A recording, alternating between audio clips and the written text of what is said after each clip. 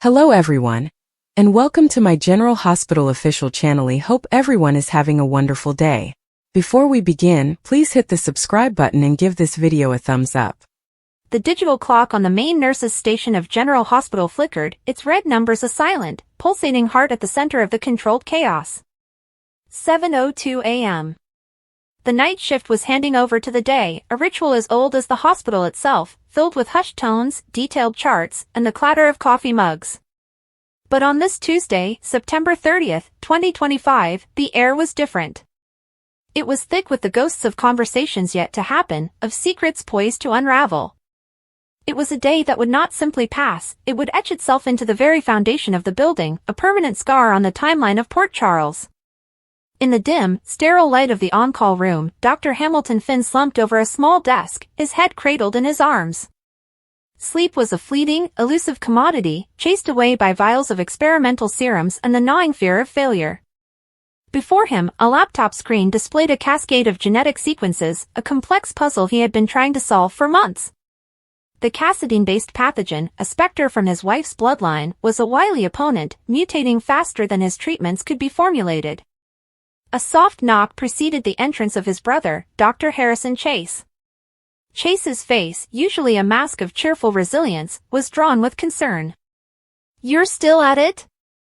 Chase's voice was soft, cutting through the hum of the medical refrigerator. "Finn, you've been at this for 48 hours straight. You're no good to her if you collapse." Finn rubbed his bloodshot eyes, the stubble on his chin scraping against his palms. The last round of synthesized inhibitors, they held for about 6 hours. Then the viral load started to spike again. "It's like it's learning, Chase. It's anticipating our moves." He gestured helplessly at the screen. "Elizabeth's latest blood work is on the tablet. Her white count is destabilizing. I can't lose her." Chase placed a firm hand on his brother's shoulder. "You won't. We won't. But you need a clear head. Go home. Shower. See Violet.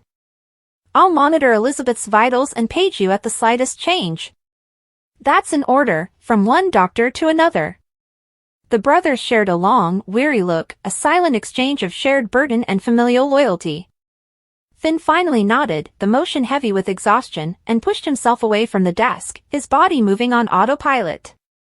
Down the hall, in room 312, Elizabeth Weber lay sleeping, her auburn hair fanned out against the stark white pillow. The gentle beeping of the heart monitor was a rhythmic lullaby, a stark contrast to the war being waged within her cells. At her bedside, Laura Collins, the mayor of Port Charles but today just a worried mother, gently adjusted the blanket. Her phone vibrated incessantly in her pocket, calls from the office, from the press, from concerned citizens, but she ignored them all. Her focus was on the steady rise and fall of her daughter-in-law's chest, a silent prayer on her lips. The door creaked open and Cameron Weber entered, his face a canvas of teenage anger and profound fear. He'd been staying with Monica Quartermain, but the grand, empty rooms of the mansion felt like a gilded cage. He needed to be here, to see for himself. "Any change?" he whispered, his voice cracking. Laura offered a small, strained smile. "She's stable, Cam. Resting. Finn was just in, he's working on a new treatment." She didn't elaborate on the desperation in Finn's eyes. Some burdens were too heavy to pass to a boy who had already shouldered so much. Cameron slumped into the chair on the other side of the bed, picking up his mother's limp hand. "Jake and Aiden are driving Monica crazy. They don't get it. They think she's just sick. Like with the flu." He swallowed hard, his gaze fixed on his mother's pale face. "She can't die, Laura. She can't." Laura reached across the bed and squeezed his arm. "We are not going to let that happen. This family has survived far worse." Her words were strong, but her eyes, as they darted to the window overlooking the bustling city, betrayed a deep-seated terror. The Cassidine legacy was a poison that had infected her life for decades, and now it was threatening to claim the woman her son loved. The relative quiet of the morning was shattered by the arrival of the hospital's newest, most volatile patient. A sleek, black town car screeched to a halt at the emergency entrance, and moments later, the doors to the ER burst open. Carly Spencer, her clothes disheveled, her knuckles raw and bleeding, marched forward with a ferocious energy that parted the sea of orderlies and nurses. Dragged along in her wake, his face a mask of simmering rage and bruised pride, was her son, Michael Corinthos. A deep gash on his forehead dripped a slow, crimson trail down his temple. "I need a doctor." "Now!" Carly's voice was a whip-crack, echoing off the tiled walls. She all but shoved Michael into a vacant bay, ignoring the protests of a triage nurse. "My son is bleeding. What exactly are you waiting for?" From across the room, Dr. Lucas Jones, who had been reviewing a chart, looked up and sighed.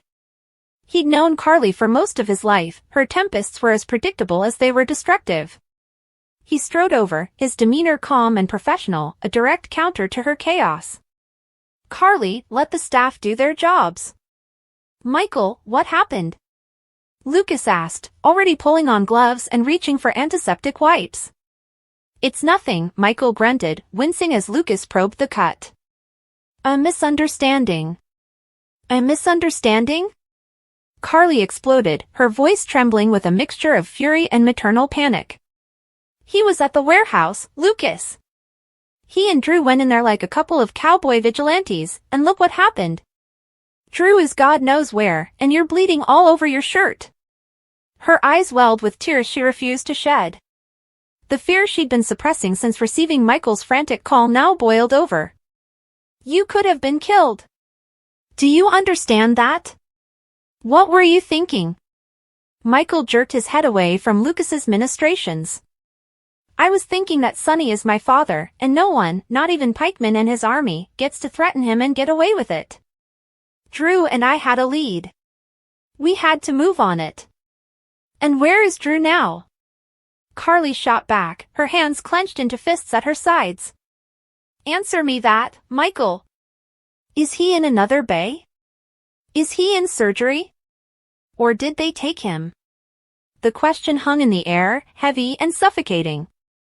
Michael's defiant posture crumpled slightly. "We got separated. The place was a maze. He was covering my exit when I lost sight of him. The admission cost him." The guilt was already etching new lines onto his young face. Lucas finished cleaning the wound.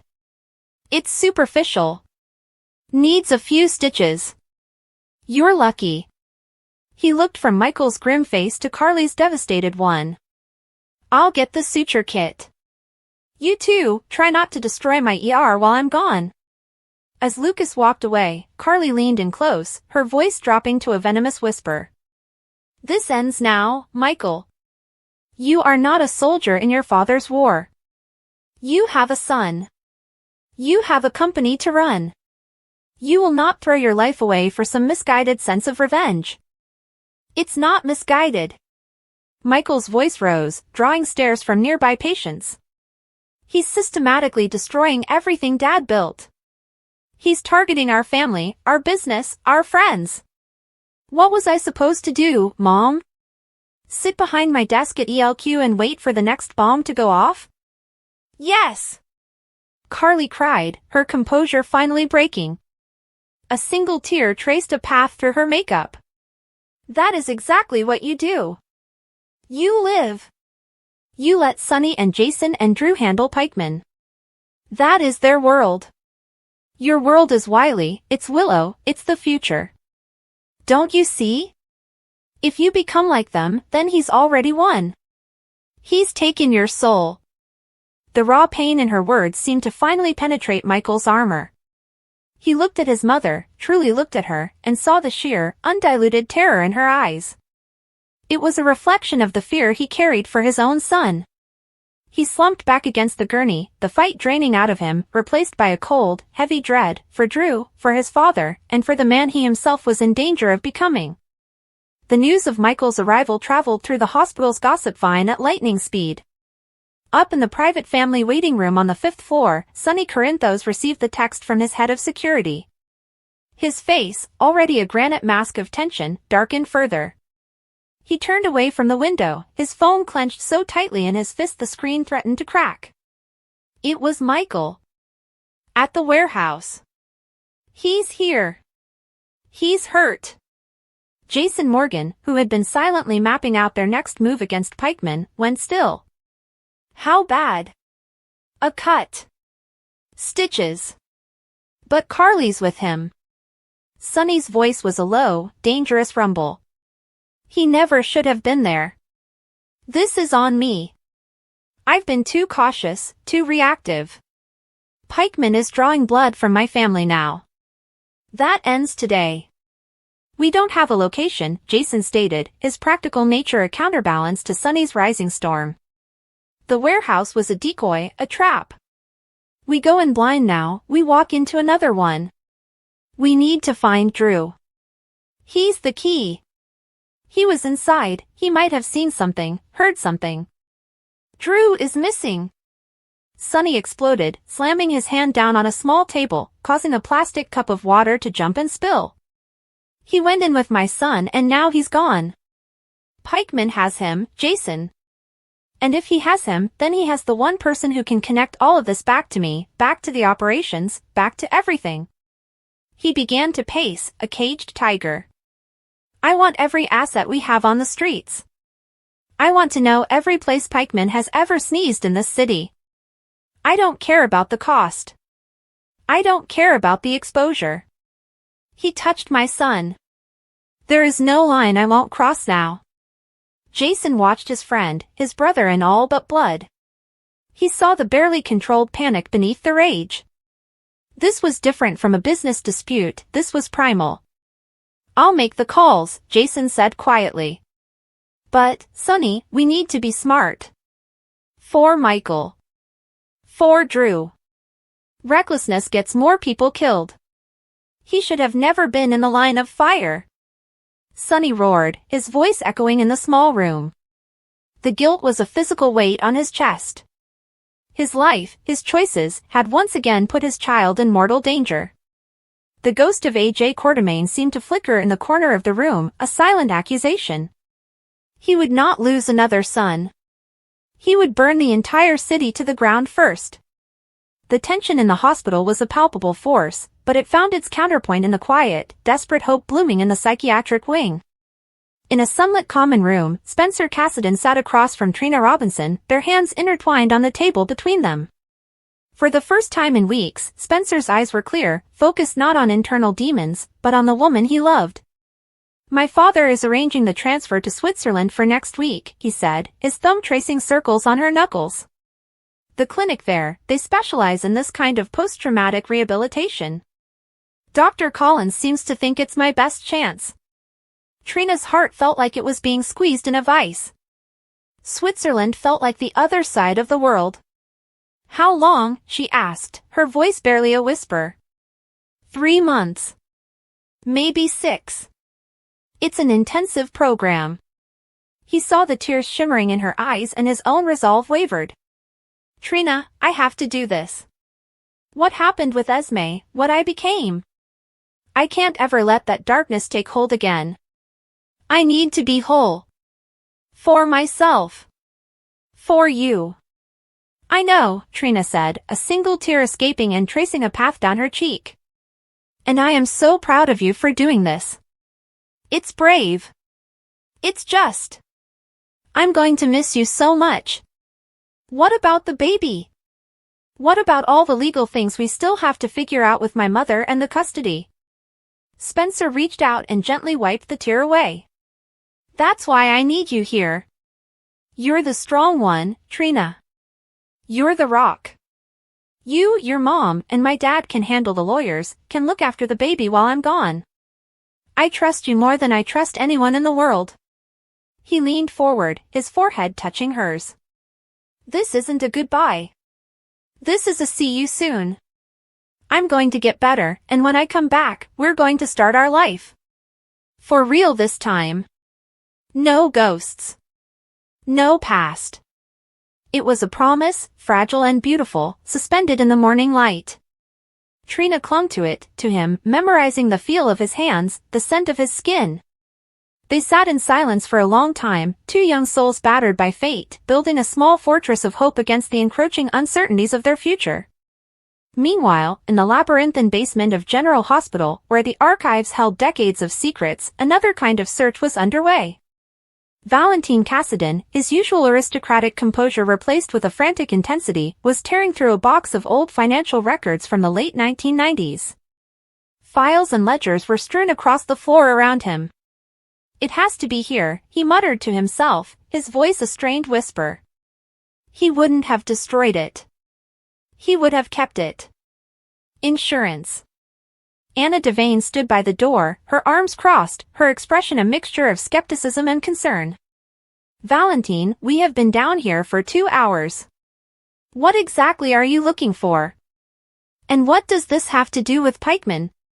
Valentine didn't look up, his fingers flying through brittle pages. "Not Pikeman. This is older. This is about the source of the original investment capital for dozens of shell companies that filtered money through Port Charles for years. My father's money." He finally paused, looking at Anna, his eyes haunted. "I found a reference in a coded ledger I took from the Cassidy estate. A single transaction, an enormous sum, routed through a bank in Cyprus, then to a holding company that was a precursor to, well, to several of the entities Pikeman now uses." Anna's professional instincts snapped to attention. She moved closer. "You think your father and Pikeman are connected? From the beginning?" "I think it's more than a connection," Valentine said, his voice dropping even lower. "I think Mikos wasn't just a benefactor. I think he was a silent partner. And I think there is a document, a partnership agreement, that spells it all out. If Pikeman has it, he has leverage over the entire Cassadine family. If I have it, he let the sentence hang, the implication clear. It was a weapon. And you think this document is here? In the GH basement?"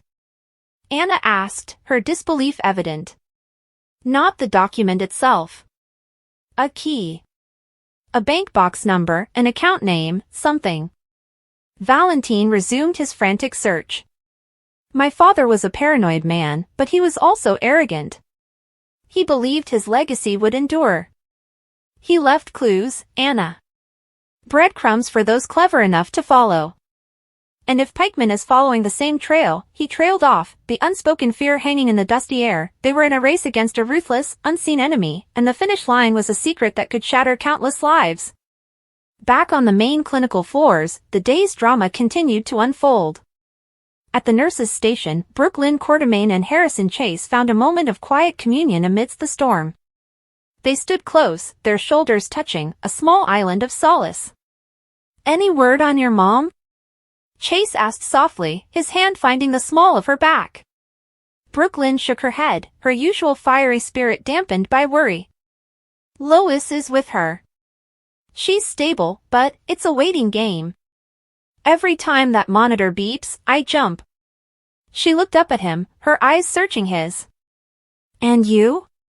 How's Finn holding up?" "He's hanging on by a thread," Chase admitted. "We all are. Sometimes I feel like this hospital is just a collection of broken people trying to fix each other, and we're all failing." "We're not failing," Brooklyn said with a fierceness that surprised even her. She grabbed his hand. "We're fighting. Your brother is fighting for Elizabeth. You're fighting to keep him sane. My family is fighting to keep the company away from Martin and his scheming. We're all fighting for something. As long as we're fighting, we're not failing." Her words, simple and direct, landed on Chase's weary heart with the force of a revelation.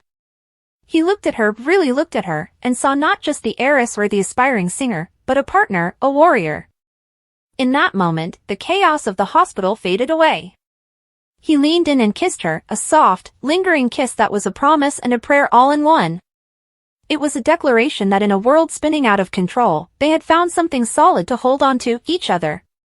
The afternoon sun cast long, dramatic shadows through the windows of the hospital chapel. It was here that Sonny Corinthos found a rare moment of solitude, the silence a stark contrast to the war council being waged in the waiting room upstairs.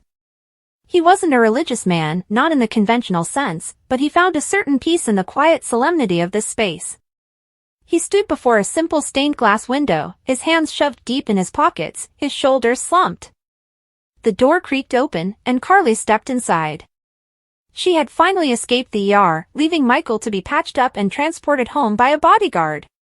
She looked as tired as Sonny felt, the events of the day having stripped away all her usual bravado. "I just saw Michael off," she said, her voice quiet in the holy space. "He's going home to Willow and Wiley." Sonny didn't turn around. "Is he okay?" "Physically?" "Yes." "A few stitches." "Emotionally?" Carly sighed, moving to stand beside him. "He's torn up. About Drew. About you. About the man he's afraid he's becoming." That got Sonny's attention. He finally turned to look at her, his dark eyes pools of anguish. "He's a better man than I'll ever be, Carly. He has a chance to be something I'm not. Something good. And my world, my choices, keep pulling him back into the darkness." He ran a hand over his face. I saw the look in his eyes in the ER. It was the same look he had after AJ. Carly's breath hitched. They rarely spoke of that dark chapter. "This is different, Sonny. This wasn't you. This was Pikeman. It's always me." Sonny's voice echoed softly in the chapel. "Don't you see? The violence, the revenge, it's a cycle. It's a poison, and it's splashing onto my son, my wife, my friends. Drew is missing because of my war. Michael was hurt because of my war. When does it end?" Carly reached out and tentatively placed a hand on his arm. It was a simple gesture, but one laden with decades of shared history, love, pain, and a friendship that had survived countless betrayals. "It ends when Pikeman ends," she said, her voice steely. "You didn't start this, Sonny. He came to our city. He targeted our family. He made this personal. You finish it. Not for the business, not for the territory. You finish it for Michael. You finish it so that your grandson can grow up in a city where his father doesn't have to stitch up his own head in an emergency room." Her words were a balm and a battle cry. Sonny looked at her, and for the first time that day, the storm in his eyes began to recede, replaced by a cold, clear, deadly focus. The doubt was gone. The path was clear. "Jason's assembling the men," he said, his voice now quiet and firm. "We have a lead on one of Pikeman's lieutenants. We'll find Drew. And then, we'll end this." As dusk began to settle over Port Charles, painting the sky in hues of orange and purple, the various threads of the day's events began to pull taut, weaving the pattern for the conflicts to come. In room 312, Elizabeth stirred, her eyes fluttering open to find Laura and Cameron dozing in chairs on either side of her. She was weak, so weak, but for the first time in days, the fog in her brain had lifted slightly. She could feel the love in the room, a tangible force holding her to this world. Down in the basement, Valentine let out a sharp, triumphant gasp. He held up a single, yellowed slip of paper. On it, written in his father's elegant, spidery script, was a string of numbers and a single word, Helios. "Anna," he breathed, his eyes wide. "I found it." And in the penthouse apartment above the Metro Court, where the city lights were just beginning to twinkle like fallen stars, Nina Reeves stood alone on her balcony, a glass of untouched wine in her hand. She had heard the whispers about Michael, about Drew, about the escalating war. A part of her, the part that still loved Sonny, ached for his pain. But another part, the part that had been betrayed and cast aside, felt a grim sense of vindication. The world he had built was crumbling, and she was on the outside, looking in. She was safe. But as she looked out at the sprawling, dangerous, beautiful city, she knew that no one was ever truly safe in Port Charles. Safety was an illusion, a fleeting moment of calm before the next storm inevitably broke. For now, the hospital was quiet. The shifts had changed, the critical patients were stable, and the frantic energy of the day had subsided into a weary, watchful silence. But it was the silence of a held breath, the pause between the lightning strike and the thunderclap. The spoilers for the day had played out, but they were merely the opening act. The real drama, the kind that shattered lives and reshaped destinies, was still waiting in the wings, ready for its cue. Tuesday, September 30th, 2025, was over. But its consequences were only just beginning. On Tuesday, September 30th, 2025, viewers of General Hospital can expect another emotionally charged and suspense-filled episode that pulls together romance, family struggles, shocking confessions, and power plays that shake Port Charles to its core. The episode begins with a tense morning at the Corinthos compound where Sonny finds himself unable to rest after the shocking events of the past few weeks. Sonny has been torn between keeping the peace with his family and protecting his empire, but the weight of his recent choices is catching up to him. He paces the living room, replaying Michael's angry words from the night before. His son's disappointment has cut him deeper than he expected, and Sonny struggles with whether he made the right call in keeping certain secrets hidden. His internal conflict sets the stage for an explosive confrontation later in the day when father and son are forced to deal with the truth in a way neither is ready for. Meanwhile, Michael continues to wrestle with his own emotions as he confides in Willow about the strain of balancing loyalty to his father and his desire for a normal, peaceful life with their family.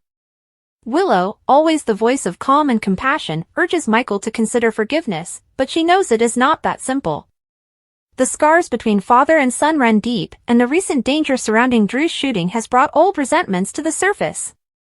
Willow admits that she fears for Michael's emotional well-being, especially as he tries to shield their children from the chaos of the Corinthos name. Their conversation is heartfelt, filled with love but also underscored by the ominous sense that trouble is far from over.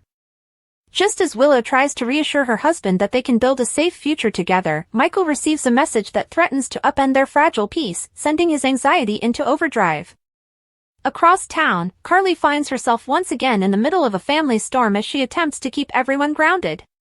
At Bobby's old house, she sits with Jocelyn, who has been quietly stewing about Dex's absence and the danger that continues to circle their lives. Carly offers her daughter motherly advice, reminding Jocelyn that love often comes with sacrifice, but Joss is not ready to accept that her future might look anything like her mother's past. She insists that she will not let mob life define her or the people she loves. Carly recognizes the determination in her daughter's eyes, but she knows too well how easily Port Charles pulls people into its darker corners. The conversation leaves Carly unsettled, especially as she recalls her own battles with Sonny and how much of herself she lost in trying to balance love and survival. When Carly later runs into Sonny, their exchange is laced with nostalgia, regret, and the familiar push and pull that has defined their relationship for decades. Elsewhere, Nina faces another crisis of the heart as she prepares for a meeting at Crimson that should be a professional triumph but instead weighs heavily on her conscience. Since reconciling with Sonny, she has worked hard to convince herself that their love can withstand outside pressures, but she cannot ignore the feeling that something is slipping away. She confides in Ava over coffee at the Metro Court, admitting her fears that Sonny's world will always be too dangerous and too unpredictable.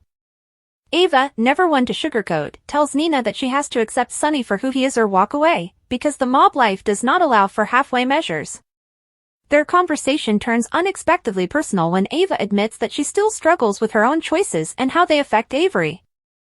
The moment bonds the two women in a bittersweet way, but it also leaves Nina questioning whether she has the strength to hold on to Sonny when the storms inevitably rage again. At General Hospital, Elizabeth works a grueling shift while trying to maintain her composure in the wake of Finn's ongoing struggles. She finds herself caught between professional responsibilities and her personal worries as she overhears a tense exchange between Finn and a colleague. The tension in Finn's life has been mounting, and Elizabeth senses that he is on the verge of another downward spiral. She confides in Portia, who lends a sympathetic ear and advises Elizabeth to protect her own peace while still being there for Finn.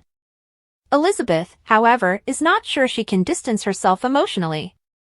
Her loyalty to those she loves has always been her greatest strength but also her biggest weakness. As she tends to a patient, her mind wanders, and the audience can see that she is deeply unsettled by the possibility of losing Finn to his demons once again. In another part of the hospital, Trina and Spencer share a tender moment as they talk about their plans for the future.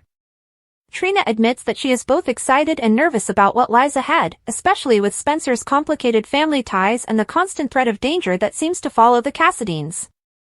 Spencer reassures her that his love for her is stronger than any obstacle, but his confidence is soon tested when he receives an urgent phone call that could change everything.